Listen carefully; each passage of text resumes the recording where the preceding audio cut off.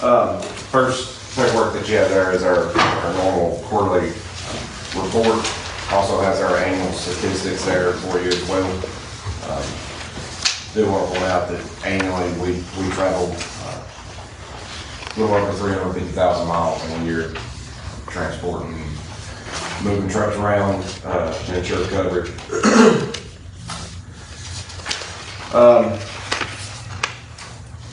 Hawkins County EMS has started the process of providing a emergency medical responder or first responder class. Should be starting here next 2 weeks. We had 15 applicants, and we're going to narrow that down to a maximum of 10 that will be sitting for the whole class. The new ambulance that the county approved in November, I think it was, we have received that ambulance and it is in service. Currently it is stationed at the Mount Carmel station. State EMS grant, we received $150,000 from Department of Health for new auto pulse devices, new chest compression devices, as well as a couple new transport ventilators to add to our existing equipment. The tagging radios that the state of Tennessee was funding, all of those radios have been installed in our ambulances. That did not include like the supervisor, ship sergeant vehicle or the other admin vehicles that we have. That's only for the ambulances. But that has been completed. The next thing is the big topic of discussion, the joint venture request. I know it's been a hot topic kind of for a few years now, going back and forth on deciding if it's something that the county wants to pursue. Also trying to find out more details, as many details as we could before making a decision. A lot of those details I'm not fortunate enough to be able to give without having the terminology wrote out for the state as far as like what it could save us for health insurance premiums or vehicle insurance or anything like that. Did provide you with kind of a breakdown of describing the joint venture, the highlights of it, the benefits. So if anybody has any questions about pursuing the joint venture, I'd be more than happy to answer, or if you'd like for me to just go through the whole package here that we provided. Because it's my understanding that really the recommendation needs to come from this committee to go on to. Well, with this is not a funding committee, right. So what we would need to do, and I'm going to ask the committee to consider this, the four of us that are here. If we feel like we want to support this, we can support it out of public safety, go to the budget committee for consideration for funding purposes and how that funding, where it will come from. So you can give us an overview of what you want to do or how you want to move forward with this, and then. Well, ultimately, it's up to the county on the funding part of what is allocated for EMS. Obviously, with this, it's not saying that we aren't going to need additional funding from any governmental agencies. Basically, it provides securement for jobs as far as EMS. You know, as a private service, just like anybody else, we are taxed with the increase in projects and fuel and equipment and stuff, the same as anybody else. Insurance reimbursement is not going up. If anything, it goes down. So where are you at right now on that insurance? I know 40%, is that what? Yeah, about 45%. So the days of a private nonprofit ambulance service are with the times are coming to an end. The only private services that are going to truly be able to continue are your for-profit services, which are large corporations that, you know, have investors throughout the United States or throughout the world, and their main focus is the almighty dollar. They're not worried about the citizens or the county that they provide service to. So I think it's imperative that we move forward with this. One, securement for employment, securement that you have an ambulance service providing service, and you're not having to worry about a decrease in service. Obviously, we'd love to increase services, but you got to have the money to pursue that. So, like I said, ultimately it's up to the county on the funding amount. This past year, you know, we requested 6, and then we, you know, negotiated down to 400. Municipalities, as far as cities, Mount Carmel did pass a resolution supporting Hawkins County EMS as an in-kind donation for us staying in the station that they provide for us. Other municipalities have said that they would be more than willing to duplicate their resolution, but I think they're maybe looking to see what the county's going to do before they do anything to see if it's even worth their time trying to pass a resolution. Also included that is, you know, employees that have voiced support in moving into a joint venture. Obviously, like I said, it gives them a more secure employment status. Also, better benefits by being able to get into retirement systems, may give them better health insurance. We don't know that until that day comes. Overall, to me, it's a win for the county, because then you have actual involvement within the service. You have oversight. You're able to now, but you're directly involved with the service, with your appointees to the board of directors. So, what would that board look like? it would be ultimately up to the county. Okay, so would the board be members of whoever is helped fund it? So, the other joint venture service that I'm aware of, the way it works is, you know, the county allocates a certain amount of money, and they have X amount of number of positions on the board, and then this city provides funding, and they have this many seats on the board. Obviously, I would definitely recommend that you have someone financially, CPA, something along those lines, attorney, and a medical director of the service involved in your board. Mr. Chairman, Yes, sir. part of the reason it's not moved forward with TCRS the way we'd hoped was one of the first requirements that they have in order for an organization to get on that retirement plan is the board have government positions would have a majority control on that board. Right now we don't. And we were hoping that some of the cities would say, you know, here's some money and yeah, we want to be on the board. That's kind of fell flat. So we need to revive that and go back after it again. But TCRS is not going to take the next step until we get a board in place that's controlled by government positions. So I guess those conversations with municipalities, are they just basically saying, wait and see what the county does? Or is that their holdup? Well, you know, when I went around and talked to all the BMAs, they kind of all nodded their head, but nobody ever made an effort to say, you know, we'll kick in this amount. It's time to do it again because it's coming around budgeting time and they need to get it in their budgets. But I feel like they get tired of seeing me asking for it. We may want to get a couple of people off of this committee to go and tell them exactly what we have to have in order to move forward. So could the EMS board just not add some positions? And We left a few positions open on the board for this kind of thing.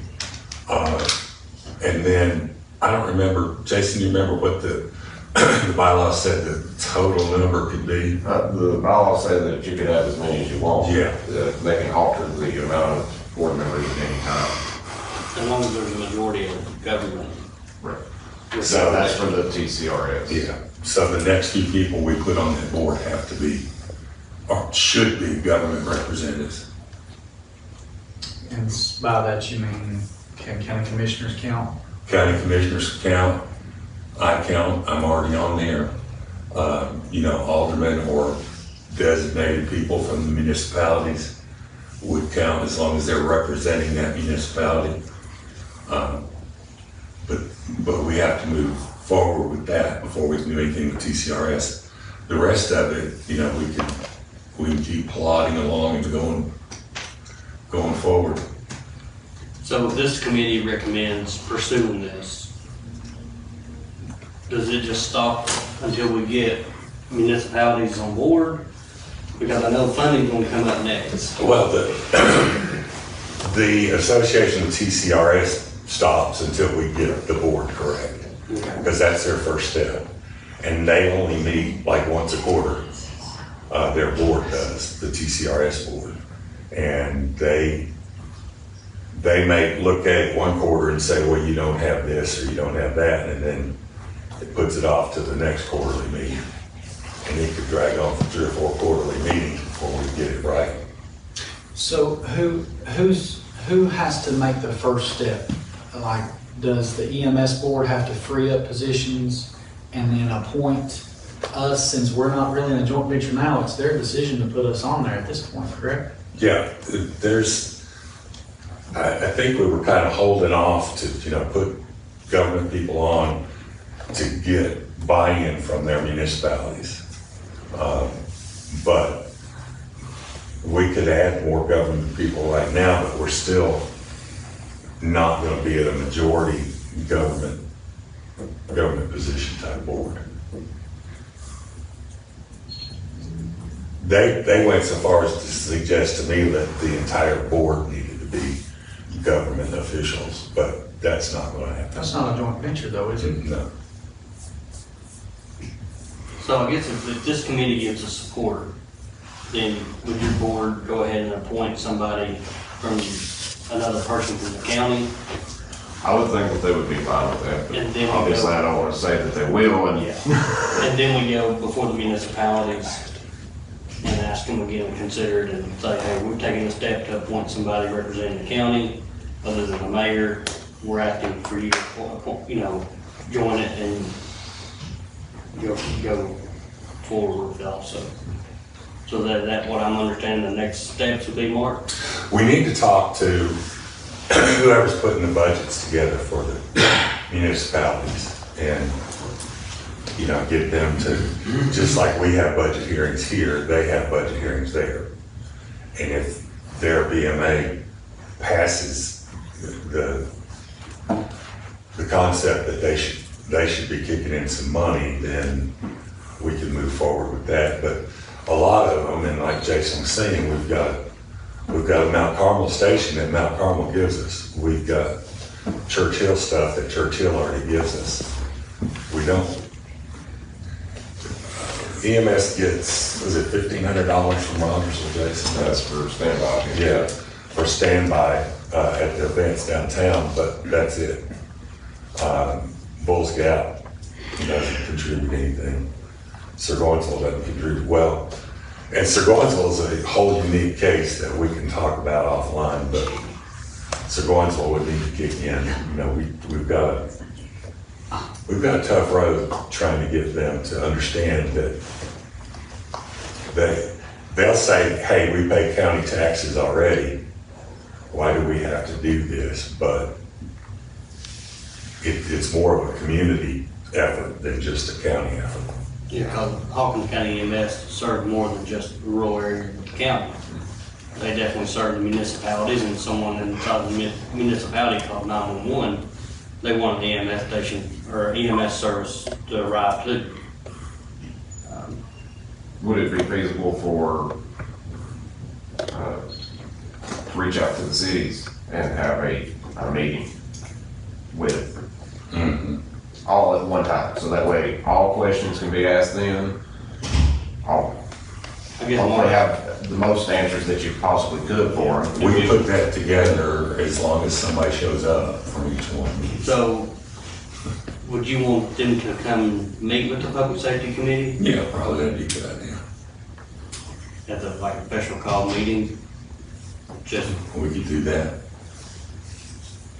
so do we need to take action as of this right now, or do we just need to put the meeting together and then take action? We'll just start putting that meeting together and maybe tie it in with there's a Hawkins County Economic Development Board that meets once a quarter as well. They have representatives from all the municipalities. They rarely come, but, you know, maybe we can talk them into coming this time and do it at that one. So we don't necessarily need to move this out of this committee as a resolution of any kind right now? No. Well, I think we definitely need to get this meeting going and have the, you know, we can work together on getting that set up and bring all the parties to the table and just see who's interested and who's not, and who's willing to cooperate, work together, so. Definitely need to get it set up, 'cause like I said, we've been talking about it for Yeah. Well, now that we've got more information years, together. so maybe we can get this meeting together and keep the process moving. I wasn't aware that the meetings with the cities have sort of stalled out, so. Does anybody else on the committee have any questions regarding the joint venture? I've got a couple. Do you know currently how many board members there are? Well, no. 9? And how many of those are government officials? What? And that's Mark, right? Yes. And if I understood correctly, for TCRS, the majority needs to be government officials. So we'd need at least, if my math's right, 4 more Yes. government officials to. If we have one more, there'd be 5, but we have 14 on the board, and then that wouldn't be one majority. Well, I didn't know if some of the other ones would drop off or We've got a fairly active board right now, and I don't know who would want to drop off, but that may be possible. Maybe you just get one of them to run for office. Yeah, Second position. I don't think they'd go for that, Jason, but we can give it a shot. Anybody else got any questions? Most of the board right now is made up of medically related personnel.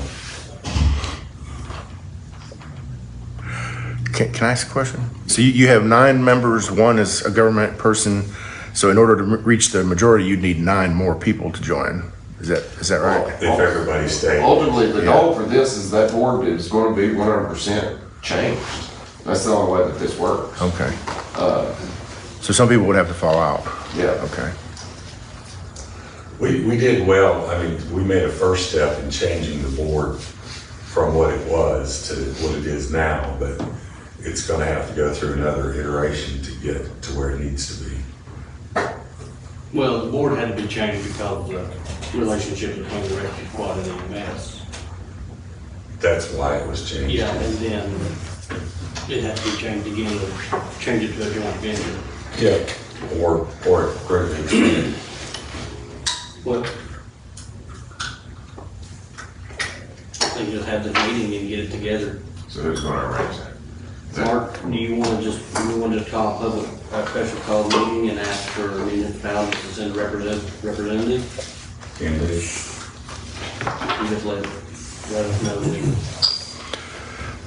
I'll check with you all about available dates and so forth.